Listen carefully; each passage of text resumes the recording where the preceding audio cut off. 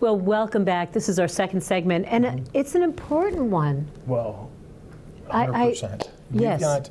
So again, holidays can be very great for some families, right? Difficult for others. Challenging too. And then we talk about, I've been teasing a little bit about it at the announcement, but before we get rolling and do this, I want to introduce our guest. So Mrs. Kristine Turcotte is one of our high school counselors at KRHS.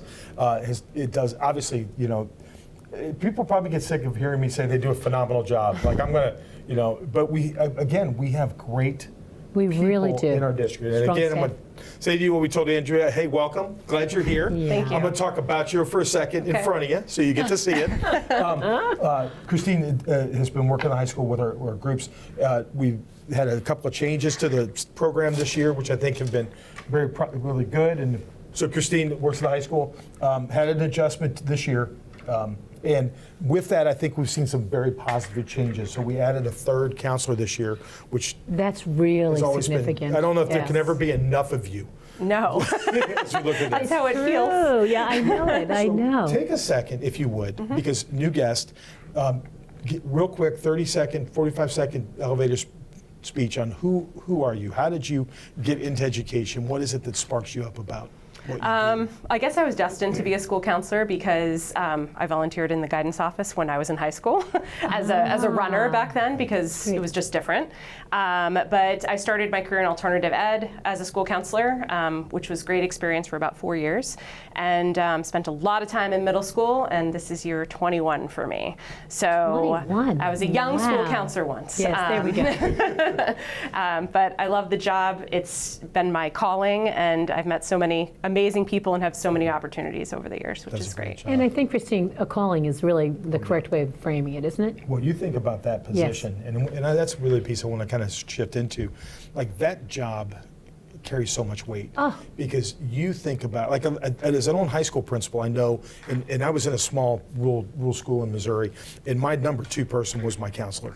Kayla Murphy is her name, and I mean, you have to lean. That principal counselor connection is everything. I don't care the size of the building as we go from there. But that piece, like, I know how much heavy stuff lands at your feet daily. And we're fortunate in our district to have a number of resources. And so I think, we in a previous segment episode, we brought in some school social workers to talk about that. And I had somebody ask me, what's the difference between them and you? So you're here, so let's dispel the myths. What, in your role, what is different from what you do than what our school social worker does? In our world, I feel like we're the hub of the wheel. Like, everything kind of lands on our plate, and our job in some ways is to triage it, but to also, like, figure out and problem solve. So often in a day, I might be working on PSATs, and then the next second having a really heavy conversation about mental health and doing a referral. So it's a really versatile job. It just changes. That's what I like about it. Every day is different. So for school counselors, we work on the academic piece, the social emotional piece, all of those different pieces for kids. And I think social work is a little more intense with families and family need versus what we do, which is kid and family, but in a not so deep way. Well, it feels like part of it too, and correct me if I'm wrong, a lot of your work, especially at the high school, is kind of that finish line work. Like, do we have the credits for graduation? Yep. Right, What do you want to do when you grow up? Because the clock is, when you're in kindergarten, like, or 3rd grade, my granddaughter is like, I want to be a princess and a police officer. Right. Which is an interesting endless possibilities. She's got her Halloween costume was a police officer, and she put on a tiara. Oh, she did not. Oh, of course I she love did, that. in my house. But very much having those conversations of transition. What does our next world look like? And then also the piece too of, like, transitioning kids from 8th grade to 9th grade. Like, what does that transition look like? And so very much life choices kind of thing. Not to say skills aren't necessarily involved. Right. But it feels a lot like we're life planning. Yeah, absolutely. And that starts in 9th grade. Actually, it starts before that. But we're working really hard right now to align our curriculum K through 12 for career development and social emotional development too. But that where do we end? Where do we land at the end? And kids are all over the map. Yeah. You know, you might meet with a senior who's like, yep, I know exactly what I want. I'm applying to these 6 schools, Right, and exactly. I want to be a physicist, and that's what I want. Versus teasing out, like, okay, I have no idea. Right, You know, do I and want that technical work looks a school little or Common App for Exactly. colleges, and it's Yeah, so, you know, teasing that out a little bit, like, you know, helping them to use the tools and resources we have through Naviance, through different Common App, through different tools, to be able to figure out where they want to land and what that looks like. And it looks different for every single person. 100%. Oh So, my gosh, and just thank you for your presence too, especially this time of year during, you know, the holidays, because it's really hard for some kids coming in saying, I'm not sure, am I going to mom's house, dad's house, or am I, you know, it's What do we have going on? Which Right. brings us now to our big announcement, drum roll. The amount of time that you've spent with me, and Kristine knows this as well, mental health is a big deal to Sure. me. Partially because of my own story of having 2 children, adult children that have their own battles with mental illness. And it was something that I really championed as much as I could in Missouri. Right. And so we had an opportunity, and I'm just going to just tee it up, and I'm going to let you sort Okay. it away. Can't wait, I've been dying to Kristine know. is our, I don't know, coordinator, gateway, kind of going to be the spokesperson, that we were able to lead into a grant and an opportunity to really provide some supports for our students in a way that is new for us, but really expands the opportunity. Oh, that's So I'm wonderful. you've been dying, so. Yeah, okay. please, So take it away. If you would explain to Laura and the audience, what am I talking about? okay, John is talking about Cartwheel, which is a program that allows us to do a quick referral for mental health resources. Okay. And the great part about Cartwheel is that it's responsive, it's quick, and it's available to everybody. So we have a number of slots, some that take insurance, some that are for people who maybe don't have insurance and need some support. And we're able to do a referral to have students work with a licensed clinician, but to also receive wraparound supports if needed. Wonderful. That is, and it's a Cartwheel. It's fast, and you fast response, right? Which is Yeah, so we've started. We've had several referrals and have had great success so far. Congratulations. Yeah, This and is so wonderful. that was grant paid. So what we did is we worked with 4, it's us and 3 other school districts, so it's 4 school districts total that are sharing this grant. And so for 3 years, these seats are covered. And then if we need to have, we say when we have to add more seats, we have the ability to do that. Gotcha. And so it provides the responsiveness. Right now, I mean, I've heard of response times of 6 months or longer for mental health referrals.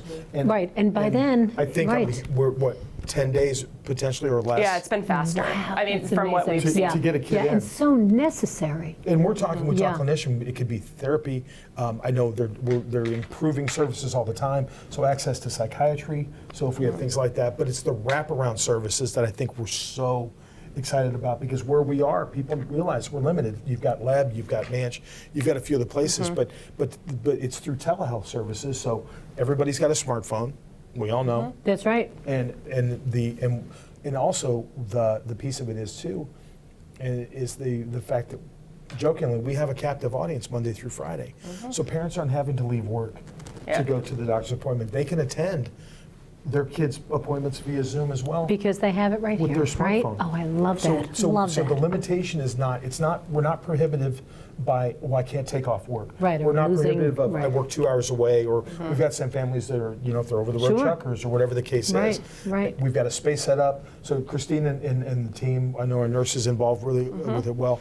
And so, Oh, thank you. so far it's off the ground. What's your initial thoughts? It's been really exciting and great. I think for me, I'm the Getting to Why coordinator for our school as well. And Getting to Why is a group that looks at, and they're students, a student group that looks at the YRBS, the Youth Behavior Risk Survey data, and tries to champion certain things out of that data that they'd like to fix in their school. And for our school, over the past couple years, that has been addressing mental health resources. So it folds so nicely into the work that these students have done over the past couple years, which has been awesome, and they're still continuing to do. Yeah. We have an event on Friday about Cartwheel and promotion and really embedding how do we engage students in this process. Kristine, how closely are you working with the other 3 school districts? Are you comparing notes, or what are you? Yeah, we've aligned with the other 3 school districts as part of a pilot with a student from Dartmouth who's taking some data Okay. in terms of being able to to show that it works. I mean, inherently we know that it works. I know that it works. Data-driven. It's but important. It's important. And again, the data, parents sign off on the data, so it's not like we're pulling data Correct. without their knowledge. Right. I mean, you always want to make sure we're transparent with those things. But again, it's the data is what's going to help drive, like, how do we invest past the 3 years? Sure. What do things look like? And so with a little bit of time we have left, kind of go through what parent has a concern. I'm not sure if Cartwheel would be right for my high schooler, because right now I think we're just limited to just the high school. Yes. Is that accurate? Yep. We're looking at potential expansion, but we wanted to be very tight with our pilot, so that way we could control the data, not to say what we wanted to say, but for ease of access to those data points and really be able to look at that. So I'm a parent. My kid's struggling. What am I doing? Who am I contacting, and what does that look like potentially to get to Cartwheel? Sure. For a high school student, that would look like a parent can make a referral on their own. The process is actually really simple. Parents can do a self-referral. So if they feel like their child is struggling, they can put the referral in themselves. We have QR codes. We had materials available at our open house as well. Or alternately, they can contact one of us at the high school and their school counselor. There's 3 of us. Pick up the phone, right? Exactly. Too. And Or email. Yeah.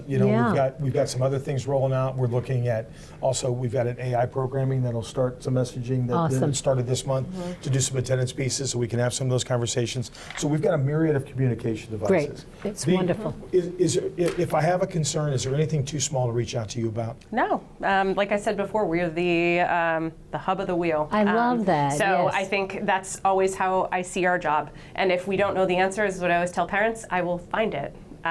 It's just part of the fun. What you do. Christine, 1 minute left. What's your message? Before you do that, No, please. before you do that, Oh, this makes me so happy. this is the superintendent pin that I am the one who gives these things out. A lot of it is recognition for when people do phenomenal things for our students, and I want you to be the recipient thank today. you.